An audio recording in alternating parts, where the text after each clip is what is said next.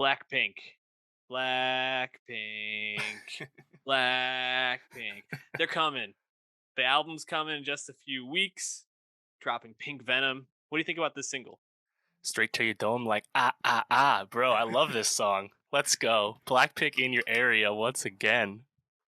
Man, upon first listen, I think the moment I felt like, okay, Blackpink is absolutely back. Is when we get the one by one, then two by two line, Yep, venturing back to Rihanna, and I'm like, exactly. oh, they're confident, they're cocky, they're going for it. I love it. If you're gonna call Rihanna out in your song, if you're gonna interpolate her, Yes. fucking love it. What a look. I- Interpolating her first single. Add that. Yes. Quite the callback. That was Lisa, obviously, with that one. Yeah, I mean, there's a lot of hype and anticipation for the Blackpink comeback because, as we've talked about a few times, Blackpink does not exactly release a lot of music. If you include, I counted this myself. If you include all of the Blackpink songs, their few features, and the solo tracks, this is the 30th Blackpink song in the 6 years of their existence as the biggest girl group in the world. They really take their time and keep it slight.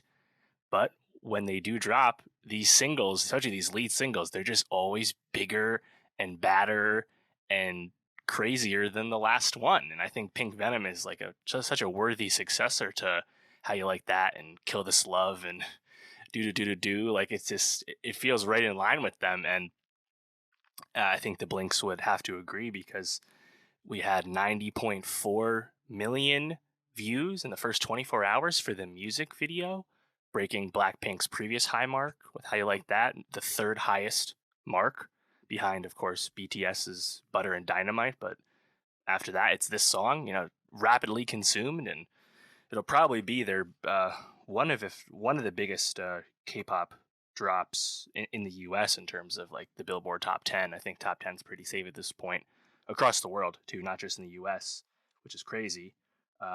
But then again, they're popular for a reason. They make really catchy, really big tracks, and I think in this particular instance, Pink Venom is just a really big showcase for Jenny and Lisa in particular.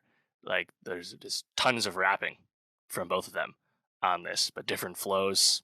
And then the hook itself, I think, is incredibly catchy, and the way it's edited in the music video, cutting back frame to frame, it's like almost inviting you to rewatch the music video or rewind, trying to like see all the different imagery because it's so quick cutting.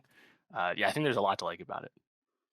Yeah, completely agree. And it's just exciting every time we get something from them because it just feels like almost kind of like we're watching the modern day like Spice Girls or Mm. like some group like that, just this like meteoric rise, and the music just is fucking there. Like they they just make these bangers every time and they demand so much tension. And when they had that Coachella set that's like legendary now, everybody Yep. was there for that, 2019. went to the festival.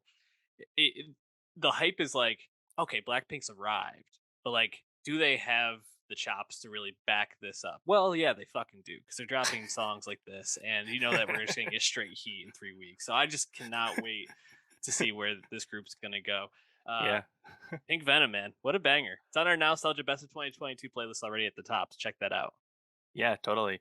I think if you like on the surface, this song probably doesn't jump out as anything outside of the ordinary for Blackpink too. If you look at the producers, you look at the songwriters, it's a very familiar cast of characters led by Teddy Park, of course, who they work with on basically every song. But I think the beginning of the song, you hear the like traditional Korean string instrument, a little bit of a different flair, So I think overall production wise, it's perhaps not quite as electronic as some of their other stuff. Certainly still trappy. Regardless, I think it's definitely a fitting uh, comeback for the group. And yeah, I really can't wait for Born Pink on September 16th. And they're about to go on the gigantic world tour as well, which does not have as many American dates as I would have liked. But thinking about that tour, we'll see. I have to go to New Jersey or Canada. Those are the two closest ones for me. Tough. Dave, do you have a favorite Blackpink member at this point? I do. For a while, it was Lisa, because she raps and dances really good. But I have to say, it's not Jenny at this point. I think just that like triple threat mixed with bad bitch energy is just pretty Yeah, unparalleled in music right she now. she has just a awesome persona going with everything else. She's a total package. This group just rocks though. Listen to Blackpink. Get excited for their new album in 3 weeks, like Dave mentioned.